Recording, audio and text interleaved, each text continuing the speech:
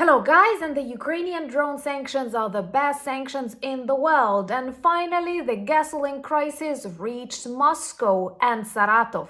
Saratov was once the capital of the oil refining industry, at least for the south of Russia, but now it is a burning capital of the Russian oil refining industry. Same as Moscow, very important for the image of Putin's strengths, now has long queues. Such long queues to get ordinary gasoline that even the Kremlin regime supportive newspaper Komsomolskaya Pravda had to write an article about that. With each day, Russian weakness, Russian inability to defend itself is exposed with the Ukrainian drones that also keep demilitarizing Russian invaders on the temporarily occupied territories. And these days it was very loud close to headquarters of the Russian army in Donetsk and Yenakivo. But today, Russians once again demonstrated their true face when attacking innocent people in Donetsk region too, who were standing in a queue to get their pension money. So let's discuss how we work to paralyze Russian war machine and how Russians feel about that fuel crisis extending and finally reaching the capital of Russia. My name is Anna, I'm from Ukraine, I'm in Ukraine, and if you want to see the defeat and demilitarization of Russia, that has already started and that is the only working peace plan, subscribe and share these videos. This is super important and very effective. So let's begin with the gasoline crisis, fuel crisis. Every term is beautiful because it finally reached Moscow and Komsomolskaya Pravda.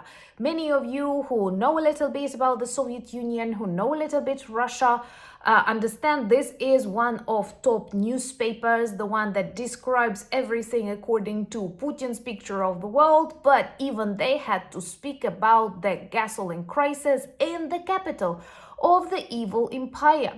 There are queues, there are lots of dissatisfied people, and multiply that with traditionally closed, paralyzed airports, with lots of explosions and air raid alerts heard by the population. And perhaps they have this very serious cognitive dissonance between what they are saying on TV and what they experience in their everyday life. I guess not just Putin's blitzkrieg failed, but the whole process of the reconstruction of the USSR, of the protection of Russia failed. Another Russian capital of the oil refining industry, Saratov, also experiences severe shortages of fuel. And it's pathetic, it's very illustrative of what they actually achieve with their war. They only keep losing what they previously had. During these months, we neutralized 4 oil refineries in the area and thus paralyzed the south of Russia. That was actively used for the logistics, for the supply of the front lines, and in general, that is a big region. Russia is very big, unnaturally big. Not Russia, but the Russian Federation. And they need connection, they need logistics. Lack of fuel means higher prices, inability to deliver things, inability to travel. Plus, remember that Russia now is a no-fly zone. Thumbs up for that. And if you want more drone sanctions, support more Ukrainian units, and we have an amazing opportunity, our new 6th, and I'm so proud of that, NAFO campaign. You know, we always report about these beautiful meetings, and hundreds and thousands of Ukrainian soldiers are very grateful for what you do to us, making us stronger. Please subscribe, share. This is also important. So these days, we continued attacks on oil refineries, which are legitimate targets. They fuel Russian economy and they are needed for bombers, they are needed for tanks.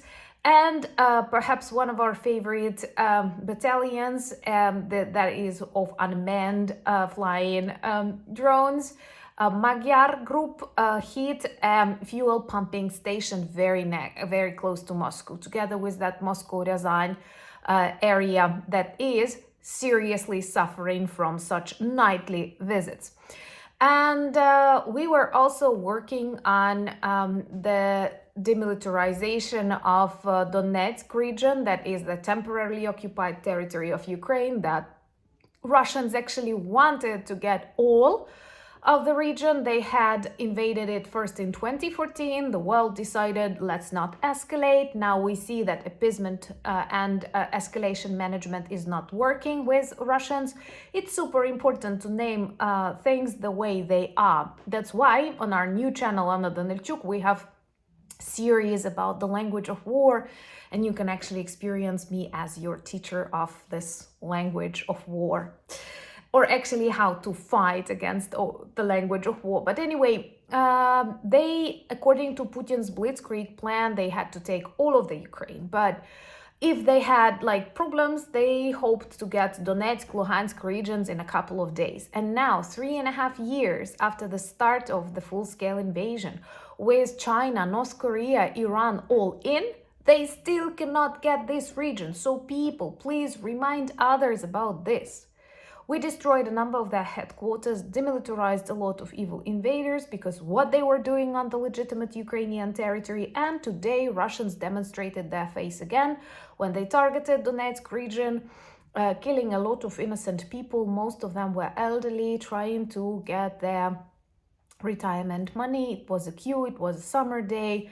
Nothing military, nothing strategic located nearby, so people were totally sure they are safe, but you are never safe if Russia is your neighbor. And I'm happy to see that a lot of countries that border with Russia, or that know how to read history, that know what the Soviet Union was, understand and prepare to defend themselves. Ukraine is ready to support. So our strategy is pretty obvious. That is to paralyze Russian war machine by targeting oil refineries, by targeting military arsenals, by destroying military headquarters, just as we did with the Black Sea Fleet, or our beautiful spiderweb operation. And we've returned the t-shirt with the spiderweb operation back on our merch shop.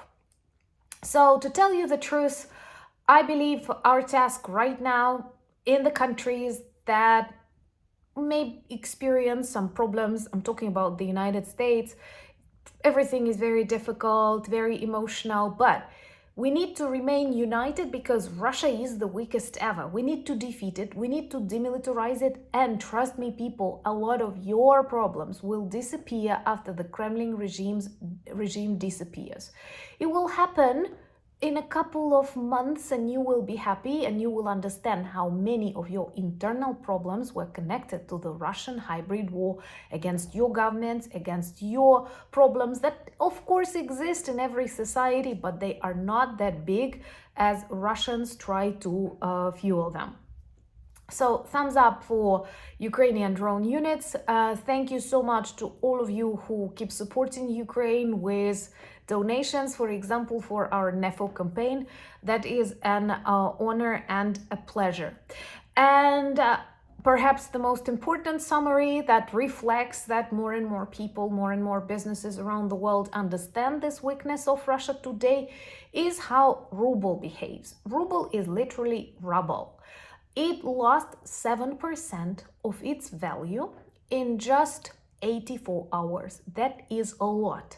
That is huge, talking in the new White House idealect.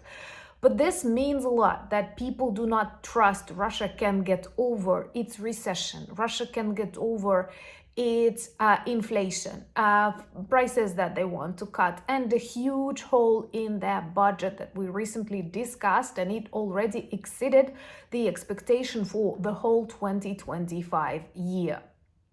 So 7% in 48 hours. Imagine if the European Union, the United States, Canada, Australia, New Zealand, African and Asian countries, democratic countries remain united. The collapse of this Kremlin regime is inevitable and can happen sooner than you expect, because big empires collapse really quickly.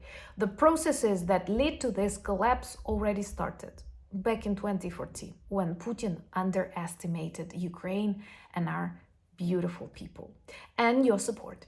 Thank you so much for your support, for buying me coffees, becoming patrons and sponsors of the channel. That is an honor. Thank you so much. And remember to subscribe to the second Anna DONETSK channel, and also to follow me on X, Threads, Blue Sky, Instagram, and join the Discord community. You will find the links in the description of this video, same as the link to our merch shop with a new drop, flamingos and spider web that you liked so much.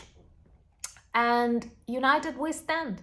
That is super important. Thank you for being friends of mine and friends of Ukraine. Slava Ukraini!